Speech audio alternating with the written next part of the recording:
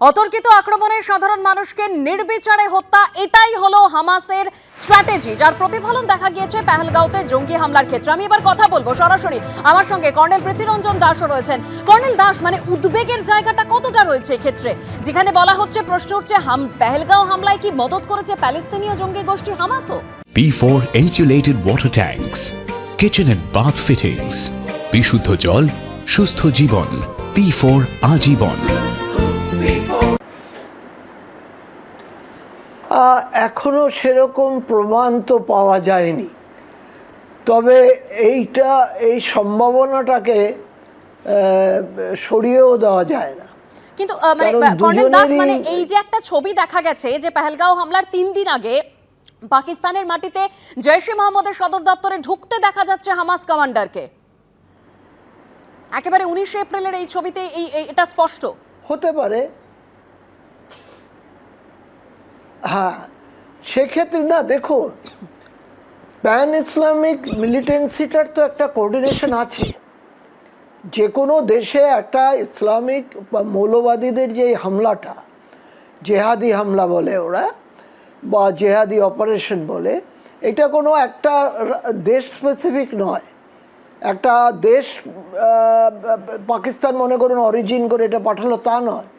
পাকিস্তান যেমন ওদের বেস, ওদের সাথে সারা পৃথিবীর যে বিভিন্ন জায়গায়, মানে আফ্রিকান কন্টিনেন্টে যেসব মৌলবাদীরা এই পন্থাকে বিশ্বাস করে, হিংসাত্মক ধ্বংসের মধ্যে ওদের ধর্মটাকে প্রচার করার চেষ্টা করে বা শরিয়ত ল ইম্পোজ করার চেষ্টা করে, তো সেইগুলিতে ওদের একটা প্যান ইসলামিক জোট আছে এবং তাদের ফান্ডিংও সেইভাবেই হয়।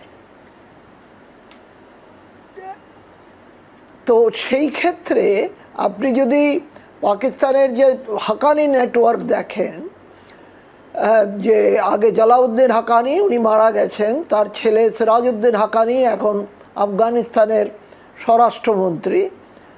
সে আন্তর্জাতিক একজন কুখ্যাত মিলিটেন্ট এবং তার মাথার দাম বোধহয় কয়েক কোটি ডলার, কিন্তু উনি ওনার দেশ থেকে বেরোন না, কিন্তু উনি আফগানিস্তানের স্বরাষ্ট্রমন্ত্রী এবং তাদের কাজ ছিল ফান্ডিং ডিস্ট্রিবিউট করা, এই হাক্কানি নেটওয়ার্ক।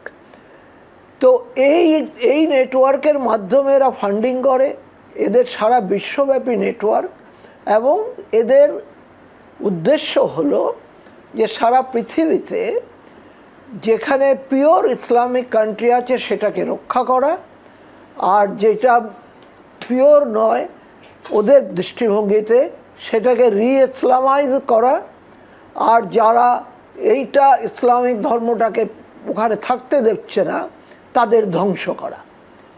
এইটা আমরা বিভিন্ন বই পড়ে রিসার্চ করে আমরা দেখেছি। তো তারই একটি অঙ্গ হচ্ছে এই ধরুন জৈশ-ই মোহাম্মদ,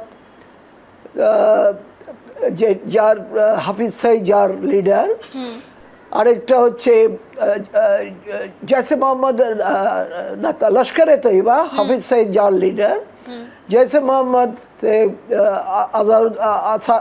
মাসুদ আসাদ যার লিডার, আর ইন্ডিয়ার কাশ্মীরের হোমগ্রাউন মিলিটেন্ট হিজবুল্লাহ মুজাহিদিন, তার লিডার সালাউদ্দিন এখন পাকিস্তানে আছে। এই তিনটা মূল বাহিনী রয়েছে, তাদের শাখা প্রশাখা। যেমন টিআরএফ যেটা দেখছেন, সেটা হচ্ছে দ্য রেসিস্ট্যান্ট ফোর্স, এটা একটা ছোট্ট বাহিনী ওরা বানিয়েছে, যেটা হচ্ছে লস্করে তৈবার একটি অংশ, এবং তারা সিলেক্টেড লোকদের দিয়ে অ্যাকশন করায়। আবার একই লোক কিছুদিন বাদে অন্য নাম নিয়ে অন্য কিছু করবে। একদম একদম। অনেক ধন্যবাদ কর্নেল দাস। একদিকে এনআইএ এর তদন্ত, সেখানে একের পর এক তথ্য যেখানে পাকযোগ স্পষ্ট হচ্ছে, তারই মধ্যে পেহেলগাঁও হামলায় কি মদত করেছে প্যালেস্তিনীয় জঙ্গি গোষ্ঠী হামাসও? এর কারণ হলো, পেহেলগাঁও হামলার 3 দিন আগে পাকিস্তানের মাটিতে জৈশ-ই মোহাম্মদের সদর দপ্তরে ঢুকতে দেখা যাচ্ছে হামাস কমান্ডারকে। স্বভাবতই প্রশ্ন উঠছে, এই বৈঠকেই কি পাকা হয়েছিল হামলার ব্লুপ্রিন্ট? 19 এপ্রিলের এই ছবিতে দেখা যাচ্ছে পাকিস্তানের বাওয়ালপুরে জঙ্গি সংগঠন জৈশ-ই মোহাম্মদের সদর দপ্তরে ঢুকছে প্যালেস্তিনীয় জঙ্গি সংগঠন হামাসের কমান্ডার খালিদ কাইয়ুমি। জৈশ হেডকোয়ার্টারের মধ্যে মসজিদের সামনে ধরা পড়েছে সেই ছবি। কালো গাড়িতে করে জৈশের মূল ডেরায় ঢোকে হামাস কমান্ডার। গাড়ির ওপরে লাগানো ছিল জৈশের পতাকা। হামাস কমান্ডারকে এসকর্ট করে নিয়ে যায় জঙ্গি সংগঠন জৈশ-ই মোহাম্মদের লোকজন। ওই দিন জৈশের সদর দপ্তরে হামাস কমান্ডার কাইয়ুমি ও জৈশ অপারেটর রউফ আসগারের সঙ্গে বৈঠক হয়। তার 3 দিনের মধ্যেই গণহত্যার ঘটনা ঘটল একেবারে পেহেলগাঁওয়ের বৈসারন ভ্যালিতে।